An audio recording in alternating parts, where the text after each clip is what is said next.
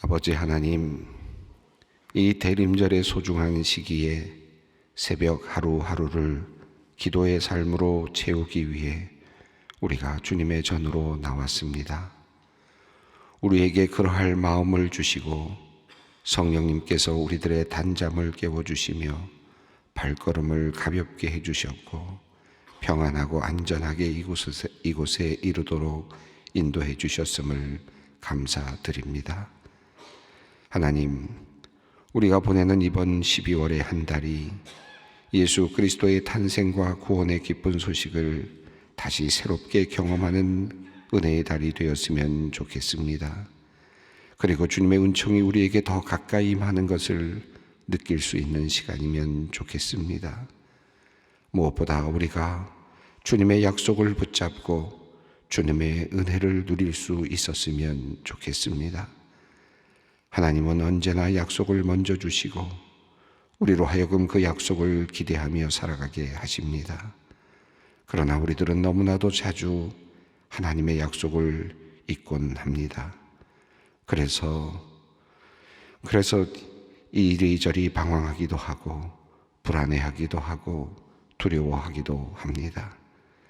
하나님, 귀한 절기, 다시금 각자의 삶을 향한 하나님의 약속을 발견하는 특별한 은혜를 우리에게 내려 주시옵소서.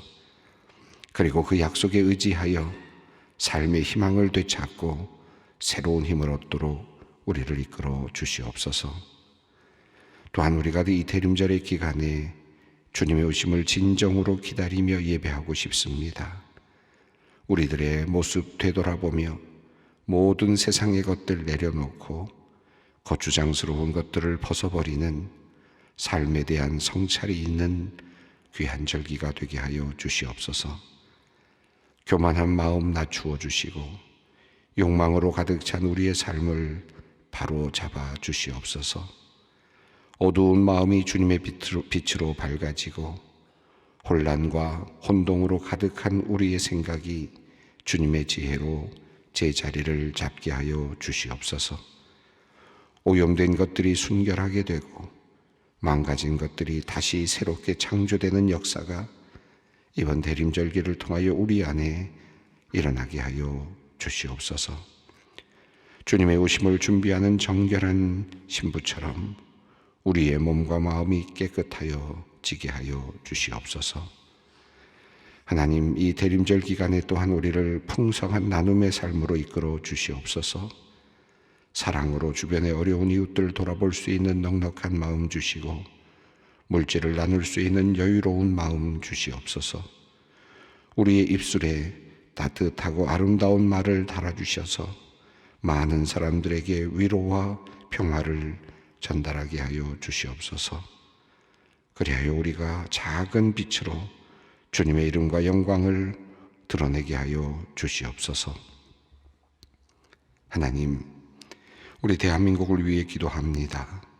여전히 이 땅에 불의와 죄악이 넘쳐나고 있음을 우리가 봅니다.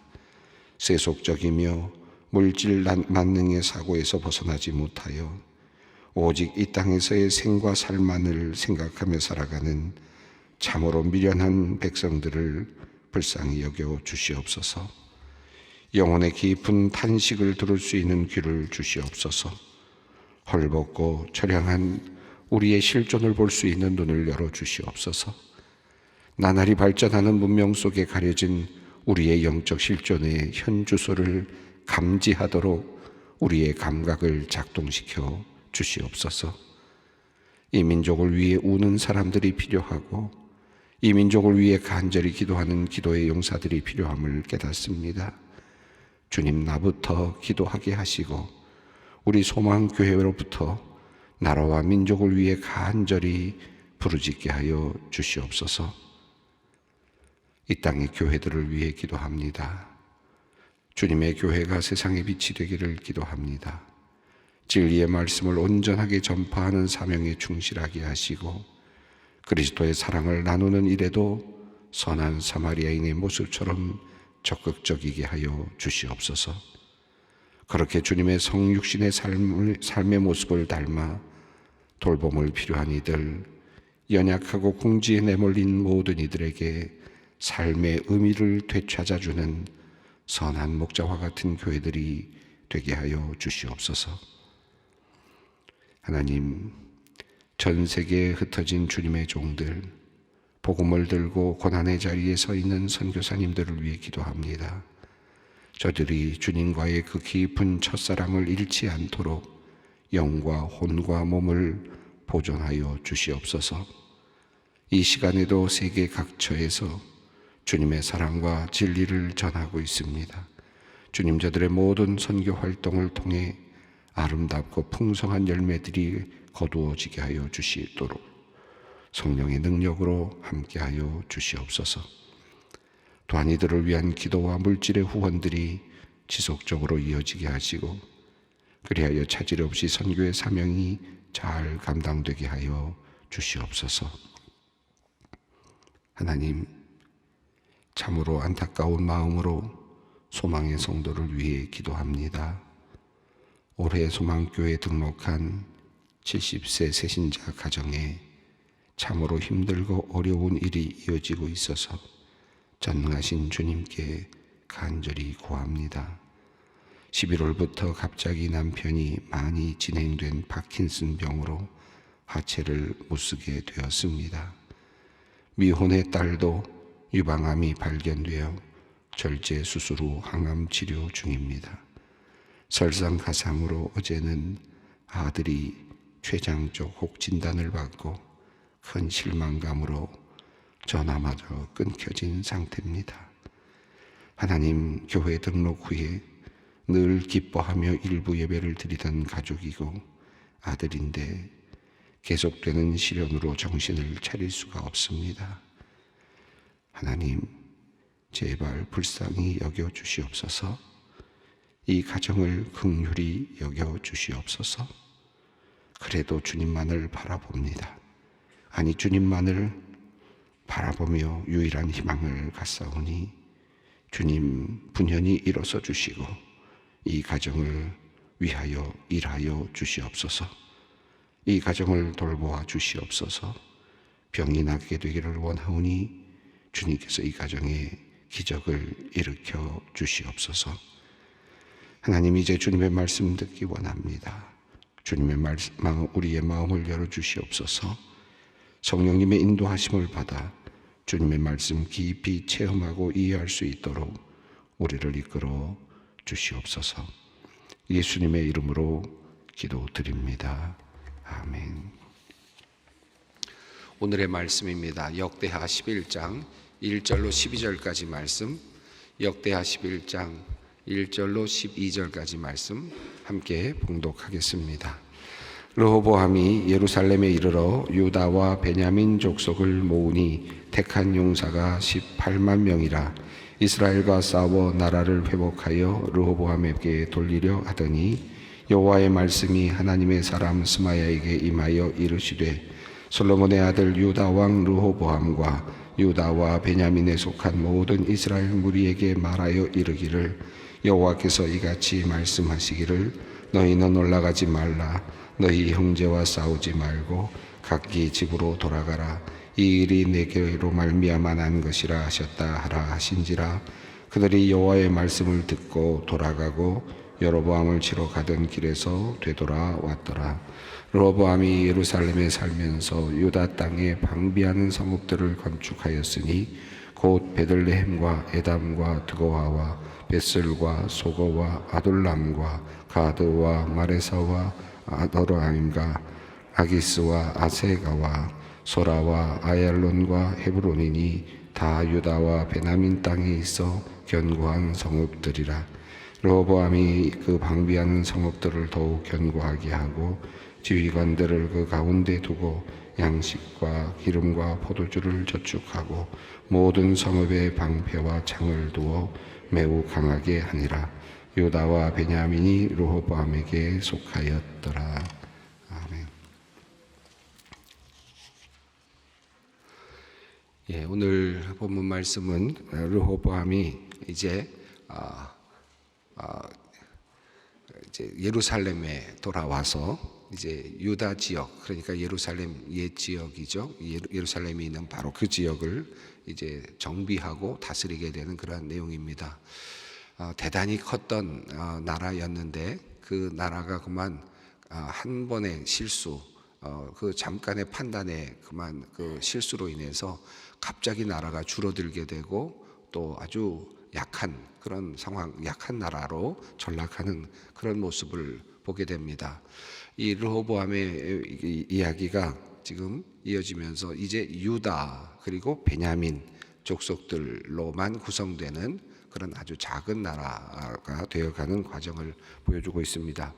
르호보암이 이제 다시 돌아와서 이제 북이스라엘의 그 10지파가 한마디로 말하면 이제 반란이 일어나게 된 것이나 다름이 없겠습니다. 그리고 나서 이제 도망하듯이 예루살렘으로 돌아와서 이제 그들을 치려고 다시 올라가려고 하는데요. 그 내용이 이제 오늘 본문 말씀입니다. 1절 말씀을 함께 읽겠습니다. 르호보암이 예루살렘에 이르러 유다와 베냐민 족속을 모으니 택한 용사가 18만 명이라 이스라엘과 싸워 나라를 회복하여 르호보암에게 돌리려 하더니 앞서 어제 말씀을 드렸습니다마는 세바의 반란의 사건이 있었을 때 다윗은 이제 병사들을 보내었고 그리고 이제 그들을 정복해 나가는 세바의 반란을 진압해 나가는 과정이 있었습니다. 이제 똑같은 목소리가 마치 메아리처럼 들려왔고 결국은 르호보암 시대에 그만 나라가 나눠지는 그런 상황이 됐는데 그때도 르호보암은 이제 다윗이 했던 것처럼 이제 그 반란을 진압하고 싶었겠습니다. 그래서 18만 명이라고 하는 인원을 모았고 이제 올라가서 그들을 치려고 하는 그런 상황에 있었습니다. 아마도 그 북이스라엘을 치게 되었으면 어쩌면 또 승리했을지도 모르겠다는 생각도 들긴 합니다. 아직 북쪽의 모든 지파들이 정비되지 않았기 때문에. 그러나 동족 상잔이 되겠죠. 형제들끼리 죽이는 그와 같은 전쟁은 불가피해 보였습니다. 18만 명을 모아서 이제 위로 올라가려고 하는 상황입니다. 다윗이 인구조사를 했을 때, 그러니까 열왕기 역대상 21장을 보면 그 당시에 유다 지파만 47만 명으로 그렇게 집계된 것이 나옵니다. 또 뒤에 나오는 내용을 보면 아사왕이 유다와 베냐민 족속들을 또 모아서 또 군사적 행동을 하려고 할 때 58만 명이라고 하는 숫자를 모았다라고 하는 내용이 뒤에 이제 14장에 나오게 되는데요. 18만 명이라는 숫자는 거기에 비하면 작은 숫자이지만 또 전체적으로 볼 때 우리 군인들 숫자를 보든가 하더라도 이 18만 명이 결코 작은 숫자는 아니라고 할 수 있겠습니다. 어마어마한 숫자를 모아서 이제 전쟁을 지금 하려고 하는 상황입니다. 자, 그런데 여호와께서 개입을 하셨습니다. 예언의 말씀이 주어지는데 2절 말씀을 읽겠습니다. 여호와의 말씀이 하나님의 사람 스마야에게 임하여 이르시되 3절 읽습니다. 솔로몬의 아들 유다 왕 르호보암과 유다와 베냐민에 속한 모든 이스라엘 무리에게 말하여 이르기를. 스마야의 선지자를 통해서 하나님께서 그들에게 말씀을 하셨습니다. 싸우지 말라라고 하는 내용이었는데 4절에 그 내용이 구체적으로 나옵니다. 함께 읽습니다. 여호와께서 이같이 말씀하시기를 너희는 올라가지 말라 너희 형제와 싸우지 말고 각기 집으로 돌아가라 이 일이 내게로 말미암아 난 것이라 하셨다 하라 하신지라. 그들이 여호와의 말씀을 듣고 돌아가고 여로보암을 치러 가던 길에서 되돌아왔더라. 여호와께서 말씀하시기를 올라가지 말라. 너희 형제와 싸우지 말라. 너희 형제와 싸우지 말라. 그리고 각기 집으로 돌아가라 라고 말씀하시면서 이 모든 일이 하나님으로부터 말미암은 것이다. 그러니까 이 싸움은 의미가 없다. 형제들과 싸우지 말라라고 하는 그런 말씀을 주셨습니다. 여기 보면 너희 형제들이라는 표현이 굉장히 의미 있게 다가옵니다. 왜냐하면 지금 이 역대기를 읽고 있는 독자들은 바벨론 포로에서 귀환을 하고 있는 독자들입니다. 그리고 이미 우리가 여러 번 살펴봤습니다마는 역대기에서는 북과 남을 나누지 않고 끊임없이 우리라고 하는 우리 형제 온 이스라엘이라고 하는 그 관점을 계속 견지하고 있습니다. 이미 북이스라엘은 이미 아수르에게 망하고 완전히 흩어지다시피 되었고, 그리고 이제 이스라엘 남유다 이쪽에 있었던 사람들은 바벨론 포로로 잡혀갔다가 70년 만에 귀환을 하게 되는 상황입니다. 유다 백성들은 예루살렘으로 귀환을 하고는 있지만, 그러나 북이스라엘에 살았던 많은 백성들은 여러 지역으로 흩어져서 사실 자취를 할 수 없을 만큼 그렇게 사라지다시피 되어 있는 민족이 되어 있었는데, 지금 남유다의 백성들이 귀환을 하면서 우리 형제들이었다. 하나님께서는 그 형제들을 조차 우리가 나누어질 때조차도 그들을 향하여 우리들의 형제, 너희 형제라고 하나님께서 말씀하셨다라고 하는 사실을 기억하고 있습니다.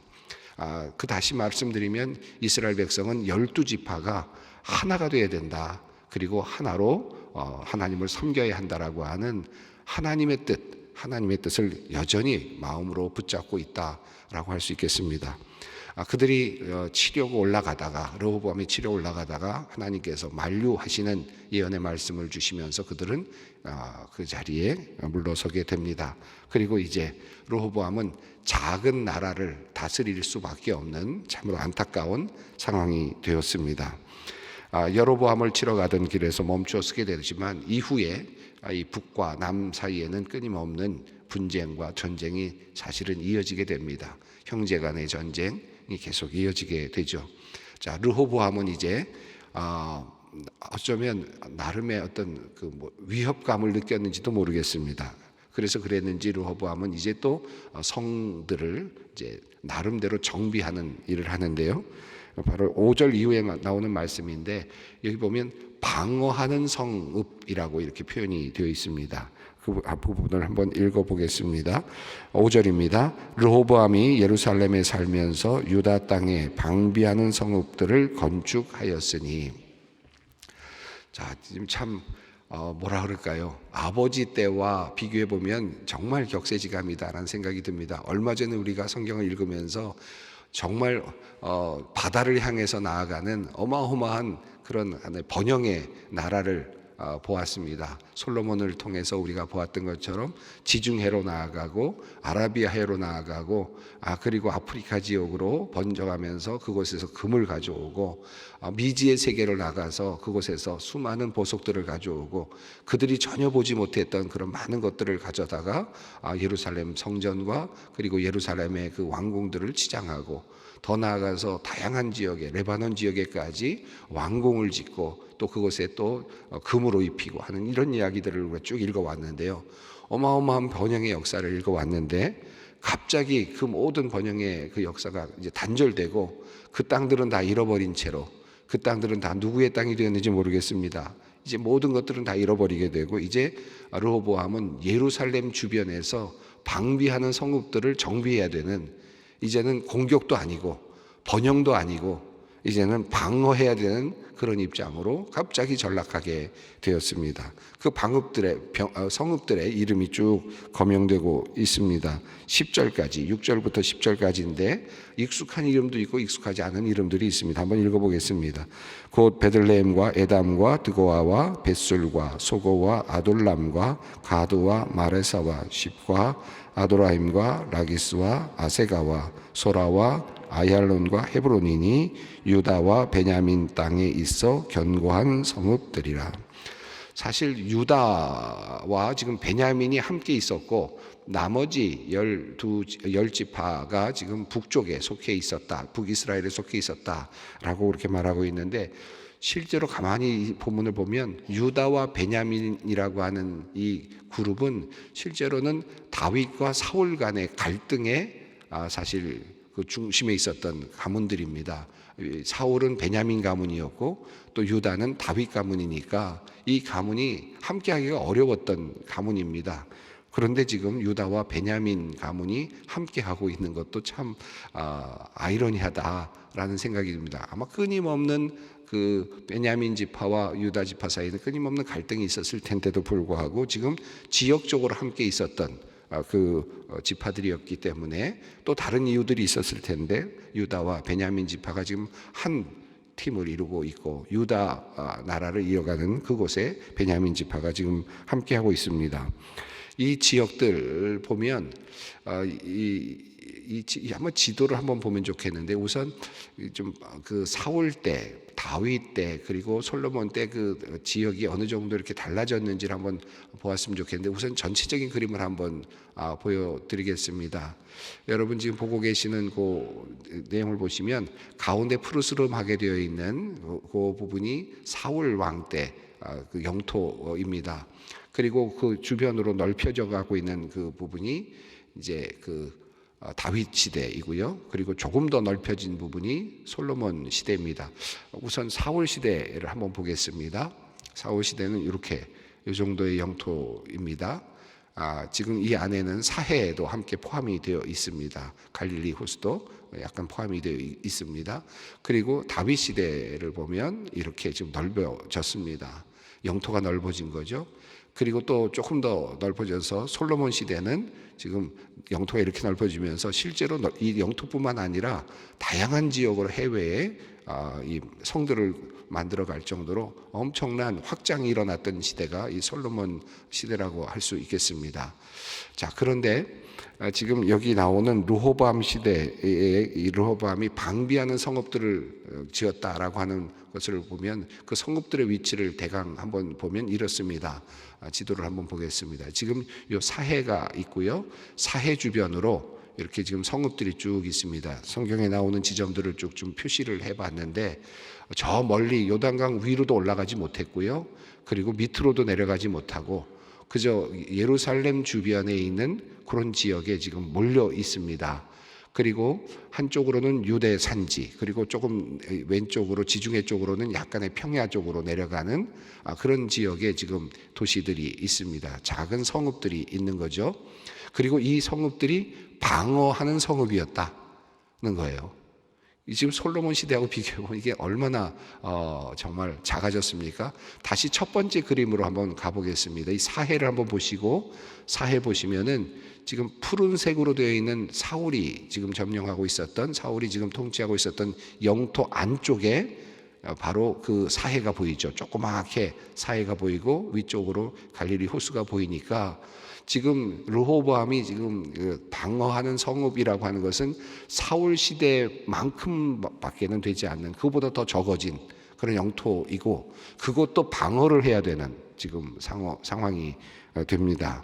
물론 이 방어는 처음부터 북쪽에 있는 이스라엘 지파들과 싸움에 대한 방어는 아니었던 것 같아요. 도리어 이집트, 그러니까 애굽에서 올라오는 것에 대한 큰 어떤 위협을 느꼈던 것 같고, 실제로 뒤에 보면 애굽 왕이 올라오는 것을 보게 됩니다. 자, 이렇게 정말 축소된 그런 성읍들이라고 할 수 있겠습니다. 자, 그 지역에서 방어할 수밖에 없는 상황으로 전락해버린 그런 지금 르호보암의 처지를 알 수 있고, 유다 그리고 베냐민 족속들의 모습을 볼 수 있습니다. 자, 11절 함께 읽겠습니다.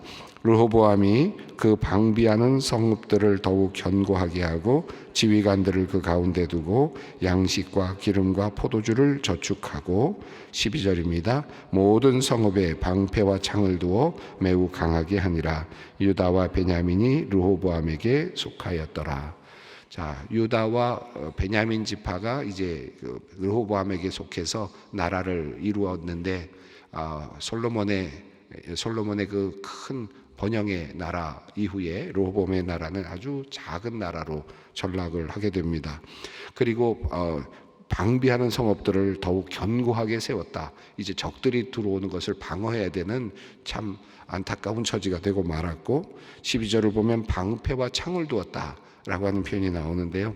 여기서 방패와 창은 실제로 사용되어야 하는, 실제로 사용할 수밖에 없는, 또 할 것을 예상해서 만들어 놓은 군 장비 아니겠습니까? 방패와 창. 그런데 우리가 앞에서 읽었던 것처럼 솔로몬은 어떠했습니까? 전쟁도 없었을 뿐만 아니라 그때 솔로몬은 금으로 200개의 방패를 만들었고, 또 작은 방패 금으로 300개를 만들었다. 그리고 예루살렘 성에 그것을 비치해 놓고 보여줬다. 전시한 거죠. 전시했던 방패. 과거에는 금으로 만들어서 방패를 전시해야 되는 평화의 시대, 그리고 그것을 사람들에게 보여주면서 자랑했던 그런 시대가 얼마 전에 있었는데 그만 이렇게 르호보암 시대에 그만 이제는 정말 전쟁을 위해서 방패를 만들어야 되는 그와 같은 상황이 되고 말았습니다. 솔로몬 시대에는 전쟁도 없었을 뿐만 아니라 끊임없이 확장되고 번영하는 역사였다면 이제 르호보암의 시대는 정말 방패를 만들고 그리고 방어하는 성읍들을 지켜야만 되는 불안한 나라가 되고 말았습니다. 이것이 르호보암의 모습입니다. 이 일이 어디서부터 왔느냐? 우리가 앞서 읽었습니다마는 아히야의 예언의 말씀 속에서 솔로몬 시대부터 이미 이방신들을 섬기게 되었던 이스라엘 백성들의 그 잘못, 그 죄악, 이것이 바로 이와 같은 운명으로 나갈 수밖에 없었고 하나님께서는 그렇게 그것을 만들어 가셨다, 그것을 허용하셨다라고 하는 것입니다. 이들이 생각하고 있는 바로 이스라엘의 역사이고 그들의 참으로 안타까웠던 그런 모습이라고 할 수 있겠습니다. 포로에서 잡혀서 있다가 돌아오고 있는 이스라엘 백성들이 이 이야기를 읽으면서 어떤 마음이 들었겠습니까? 하나님만을 섬기기를 원했던 이스라엘 백성들이 하나님만을 온전히 섬기지 못하였고 결국은 이와 같은 어려움 속에서 우리가 포로로 잡혀갔다가 돌아오는 예루살렘으로 돌아오는 상황이 되었다. 그들 마음속에 어떤 마음이 있겠습니까? 이제 돌아오는 예루살렘에서 우리는 반드시 하나님만을 섬기겠다. 돌아오는 이 예루살렘에서 온전히 다시 솔로몬의 성전처럼 아름답고 멋진 성전은 지을지 못할지 몰라도 성전을 짓고 우리가 성전 안에서 성전 중심으로 하나님만 섬기는 백성이 되어야 되겠다. 그들은 다짐하고 다짐할 수밖에 없었을 겁니다. 오늘 이 말씀을 읽으면서 참 안타까운 이스라엘의 운명을 보게 됩니다. 그리고 참 허무하다. 솔로몬이 말했던 것처럼 헛되고 헛되다라는 말이 참 그러하다라는 생각이 듭니다. 한 사람의 인생 안에서도 그러하고 또 큰 나라의 그 운명 안에서도 그러하고 인류의 역사도 그러하고 모든 것이 다 헛되다. 내가 만들어 놓은 그 큰 번영의 역사가 결국은 또 다시 이렇게 또 작아지고 사라지고 또 다른 사람들이 그것을 차지하고 있는 것을 또한 보게 됩니다. 우리들의 인생도 돌아보면서 또 우리들의 인생과 함께 하시는 하나님, 그분을 우리가 다시 한번 분명하게 붙잡기를 결단하는 그런 시간이 되었으면 좋겠습니다. 함께 기도의 자리로 나아가겠습니다. 하늘에 계신 우리 아버지, 아버지의 이름을 거룩하게 하시며 아버지의 나라가 오게 하시며 아버지의 뜻이 하늘에서와 같이 땅에서도 이루어지게 하소서. 오늘 우리에게 일용할 양식을 주시고 우리가 우리에게 잘못한 사람을 용서하여 준 것 같이 우리 죄를 용서하여 주시고 우리를 시험에 빠지지 않게 하시고 악에서 구하소서. 나라와 권능과 영광이 영원히 아버지의 것입니다. 아멘.